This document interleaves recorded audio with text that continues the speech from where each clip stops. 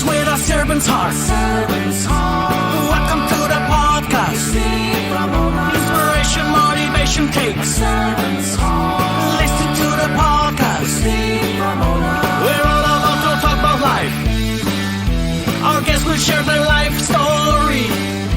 We want you to success in life and business. We're ready and we will start shortly. We're gonna talk about life. We're going to speak on business. You're gonna shine bright. We are gonna witness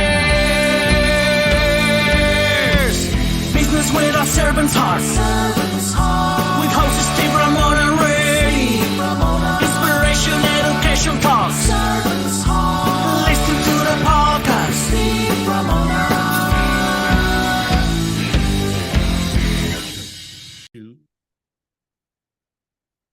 Welcome, everyone, to Doing Business with a Servant's Heart podcast.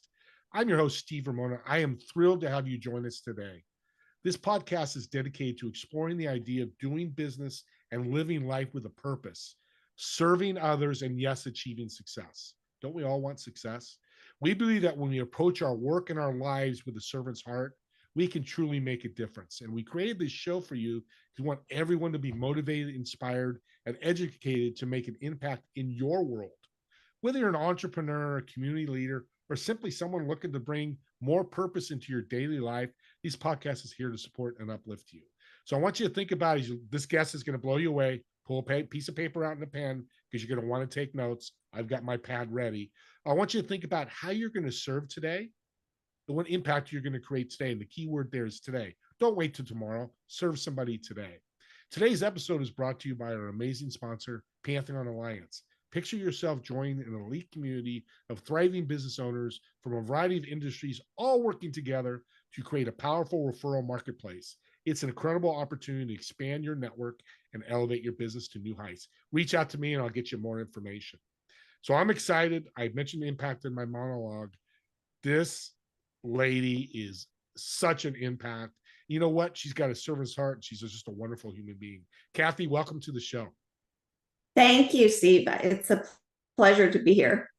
So we're talking, I met you a few weeks ago. We were talking before the show about what you do. Let's dive into it because it's so unique and powerful. Yeah, so what we do, what we're very good at is really tapping into human potential. I believe through not just experience and research, but also working with people closely, that there is inherent power within each and every human being, each and every leader, each and every servant heart that has not been harnessed. And our job, my job, has been to explore that, bring that out. So get to the core of each individual, bring that out so that they can shine, so they can shine through their genius. It's a journey that I personally took. It took me a number of years to accomplish that for myself. I've made a lot of mistakes, and getting to where I'm at today, where I'm serving people and really getting to the core of the authentic servant hearts that are out there is really what I live for. And it's incredible to see people light up. It's a journey that takes time, and everyone's time frame is different. It could take 2 weeks, it could take a year. It just depends on where they're at. So we meet them where they're at and bring them, walk them across, loving them through a process that's otherwise not that easy. And the result is that not only do they feel good, but they've harnessed that power, so they lead with that. So there's a book, very good book that I read back in 2000 that started me on this path called Power versus Force. So Dr. Hawkins, who had been studying and researching consciousness, human consciousness, which is the life force behind all that is.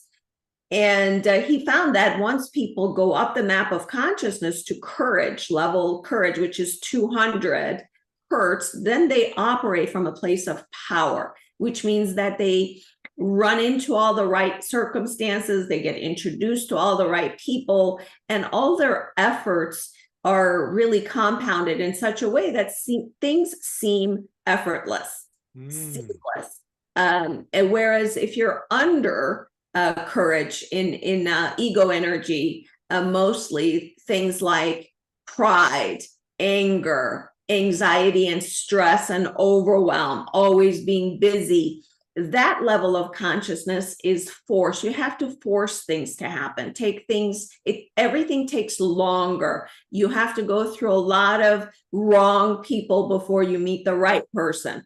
So really, it's that distinction. So our goal is to really bring everyone to courage and above, so that they can experience life the way that it was meant to be experienced, which is move from glory to glory. There's no downtime, Yeah. And another thing this framework does, is it gives the leader, the business owner, the ability to distinguish truth from falsehood very quickly. So tapping into those types of things, and their intuition increases, and all of those things that are really, you can't put a price tag on that. I like the scale, because we talked about that before when we first met before the show. I like this so people can see it. It's like your weight. If you're 200 pounds and tomorrow you're 190, you've lost weight. Okay. It gives you feedback, I guess. And that's kind of what this scale does, or that kind of does, right?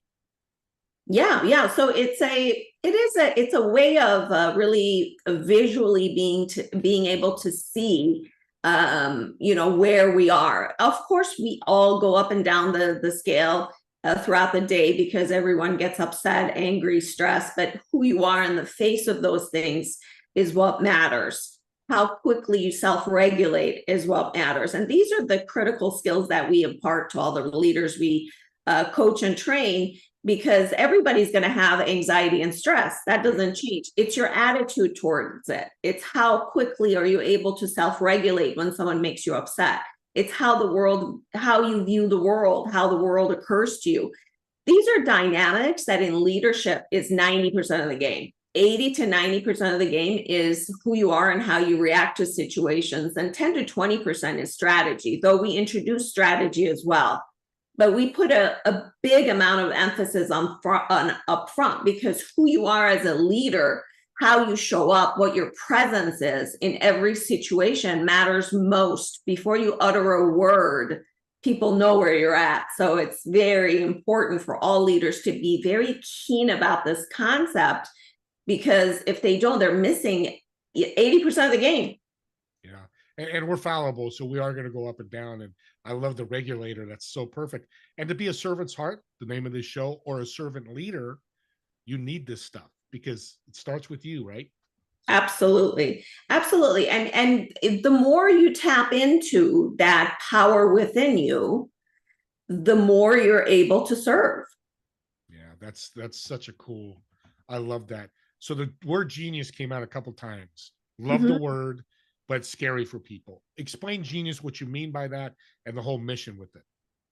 Yeah, there is a level of genius that that one gift that every single human has been gifted with.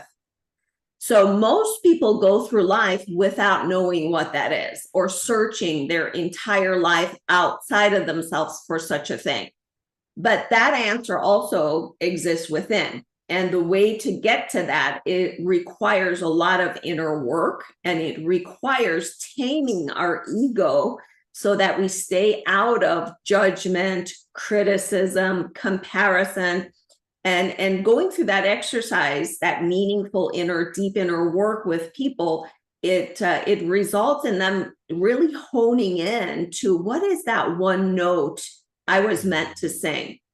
What is my special gift? What is my message to the world? It doesn't exist outside of you.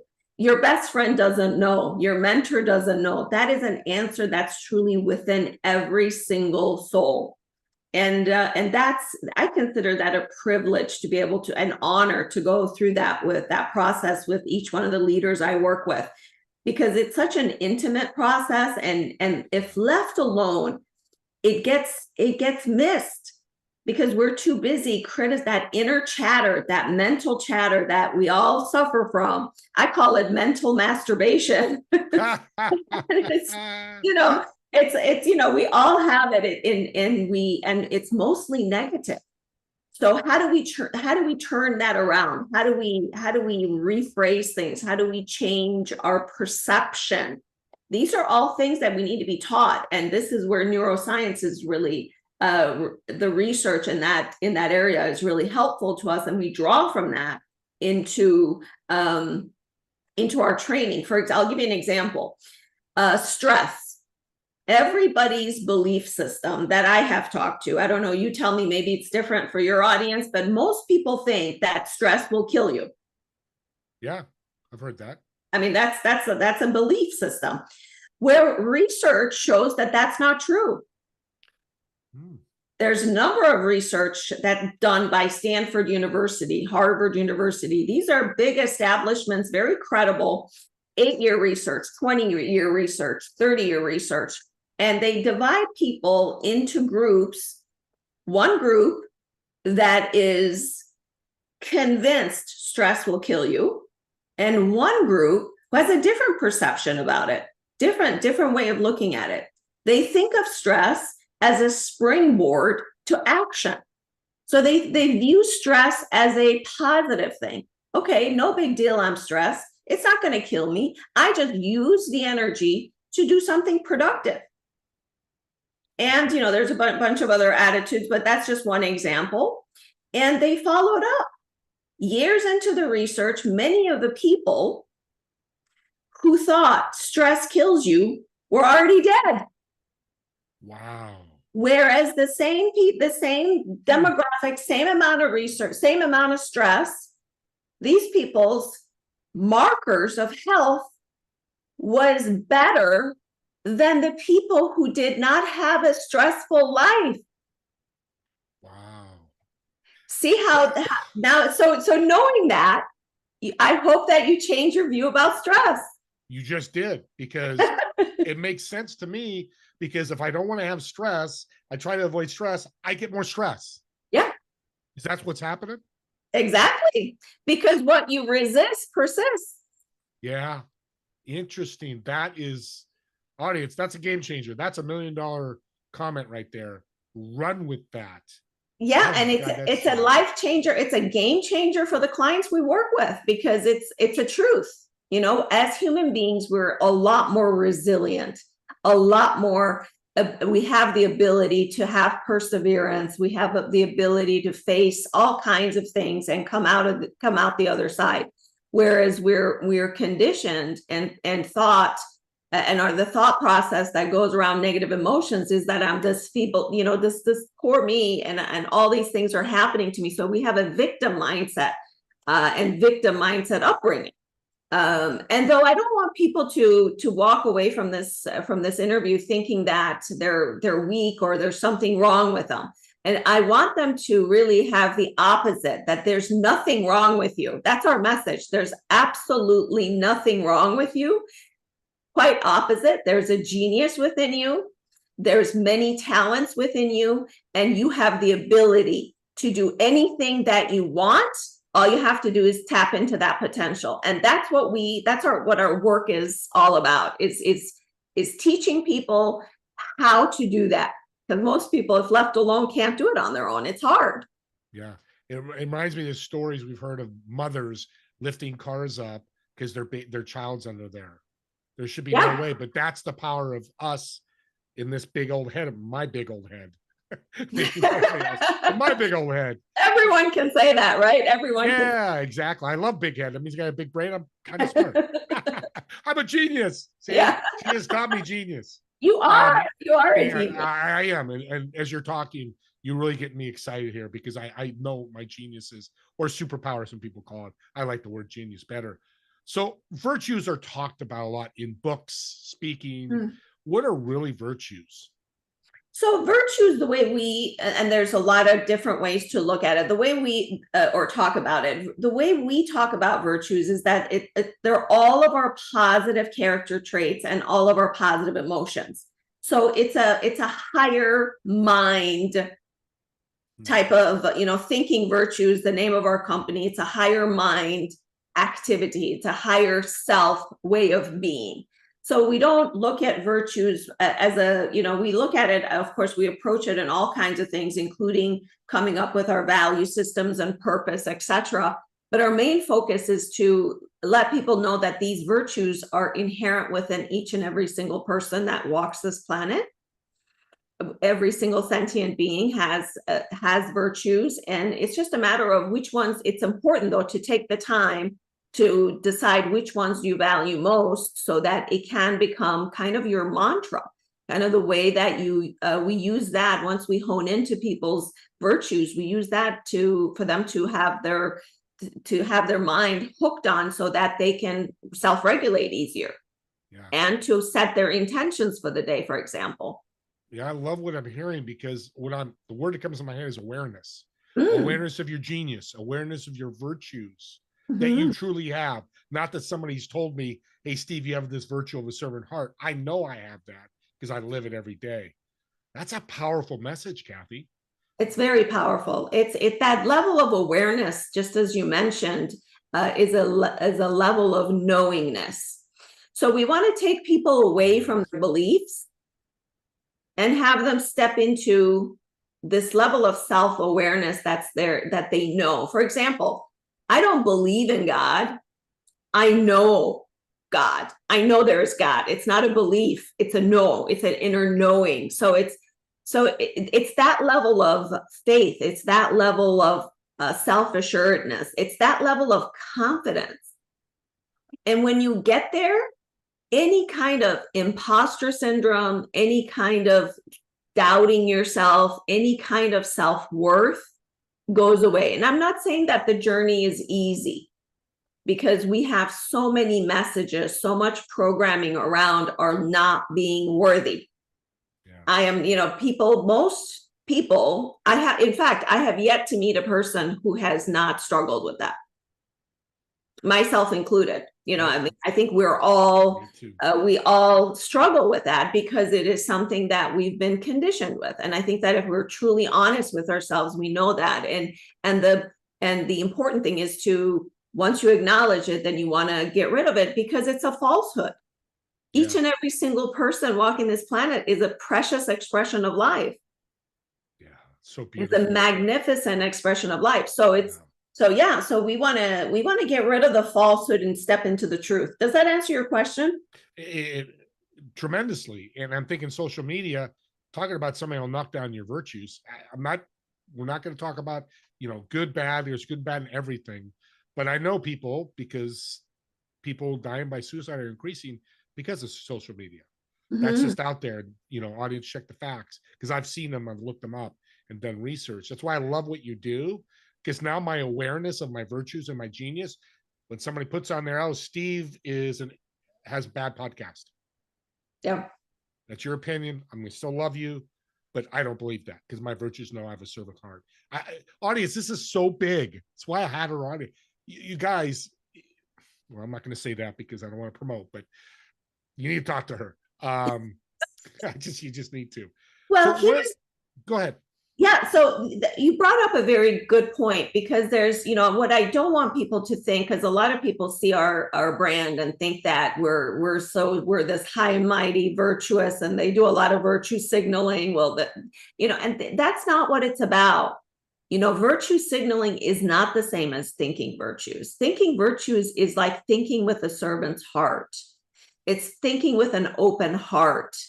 Thinking with an empathetic, compassionate, caring heart, approaching the world like everyone we encounter is like us, is us. There's no difference between me and you in terms of thinking virtues is concerned. That's our belief system. That's our brand. That's exactly what our brand is all about. And we want people to think that about themselves, that that I have all of these wonderful qualities, all these, that is just, you can't put a price tag on it. And having that sense of worthiness at your forefront of existence enables you to really approach the world with a whole different perspective. Yeah. Let's go to the next level, which is consciousness. This all ties into it, I think, and you, of course, you're the expert, but how does consciousness impact our lives? It's everything. Consciousness is all that there is. So consciousness is the life force behind all that is. So the map that you and I looked at when we first met is a map of consciousness. So, and anything under courage is considered falsehood, which means that it doesn't even exist in the field of consciousness, and anything above it, every level above it is in the realm of truth. So God, for example, is in the realm of truth and power, ultimate power. So, and we know that God is loving, God is forgiving, and so on. So it's not a religious teaching, but it is in line with a lot of world's religions. And what we talked about in our meeting before, I don't know if you remember, but here's the hope. Yes. If you're in falsehood and you're listening, you can go past courage and go with your help, or I'd love for them to reach out to you. But that's the powerful thing I took from our first meeting, was you gave me so much hope to help others to get to courage and above, because anybody can do that, right? Exactly. I mean, it's absolutely. And that's our message, because we can't help everybody, although we want to help as many people as we can, but we want to pass along the message that there is hope. There is more than hope. There's absolute the potential for human growth and stepping into their power is limitless. And why waste your time in looking at, viewing yourself in the realms of falsehood when it's not even true? It doesn't even exist in the field of consciousness. So I don't want to discount negative emotions. We all feel them, and there are frameworks to healthily process them. And it's critical that every single person does that. So I don't want people to ignore, avoid, repress, or suppress their negative emotions. That's one of the things that we teach first. In the very first day of working with us, we teach you exactly how to process negative emotions in a way that consciousness research has proven to be effective and quick, because we don't want to every negative emotion, from fear to stress, anxiety, guilt, shame, can be processed if you have the right framework. And that's what we introduce to people from the very beginning, because that's critical. Yeah, it's like building a house. You need a foundation, the frame, and that's what you do. The house of virtue and genius, and it's so brilliant. We're coming to the end here. I knew this would fly by. I'm going to ask you to come back in a couple months. We got to delve into this deeper. But can I get a little personal with you? I love to ask some personal questions. Sure. So, who inspires you, or who's some of your mentors? Oh my God, so many people. Dr. Hawkins was the one who inspired me the most in this journey of learning about consciousness. Dr. James Doty inspires me greatly. He's a neuroscientist and a researcher, neurosurgeon. I don't think he practices neurosurgery anymore, but he's at Stanford University. He studies compassion and care and has written several books. There's so many. Mary Helen Immordino Yang, who's a neuroscientist whose work I follow. There's so many geniuses out there, and I'm grateful for every single one of them. And audience, I ask that question all the time too, because successful people like Kathy in business and a servant's heart always has mentors or people that inspire them, like I do. That's, if one thing you want to take from this is find a mentor or inspire. Maybe it's Kathy. I suggest to reach out. One other question. It's a fun question. So you're going out to dinner. You've got a table of 4. You've got one of the chairs. Who, dead or alive, sits in those 3 chairs, and why? And what food would you order? Oh, I would love to have dinner with Carl Jung, the psychologist, and Freud and David Hawkins together. Oh, and I would probably put in Socrates, because I'm add a 4th. Yeah, this is your table. Yeah, we'll just bring another chair in. Socrates, I would love to have a conversation, because I've studied virtues for over 20 years. Those were the teaching. Socrates himself never wrote anything, but Plato and Aristotle did. And so I read all of their thought processes around virtues, and I find them fascinating, because it's such a higher mind activity. It's contemplating the different ways that they thought about it is really powerful and important. Has been a really critical part of my life. Yeah, that's beautiful. What a great table. Love to be on that, a fly on that wall to hear what those guys are talking about. I want to thank you, Kathy. This has been a brilliant show. You really inspired and motivated and educated my audience, and we'll continue doing that as people listen to this podcast. So thank you again. How can people find you? Thank you, Steve. First of all, I wanted to thank you for having me on your show. You do beautiful work, and you're such an amazing soul yourself. I appreciate being introduced to you, and really have enjoyed our friendship. People can contact us at info@thinkvirtues.com. Our website is thinkvirtues.com. And we have a big presence on LinkedIn. We do a bunch of complimentary expert sessions for people to come in and learn about our work. And so, yeah, we welcome everyone. And audience, again, I'm going to add this. This is why she's a servant's heart. And I tell you guys all the time, if you do anything, especially coaching or have free programs, give away your stuff, because they need to understand you and understand what you do. She just mentioned that. And that's why she was on this show, for many other reasons as well. So thank you, Kathy. And don't forget my TV show, Together We Serve, every Friday at 2 p.m. Pacific, 5 p.m. Eastern. And, on your YouTube, which will come out in a couple of days, comment on this podcast. I'll get the message to her.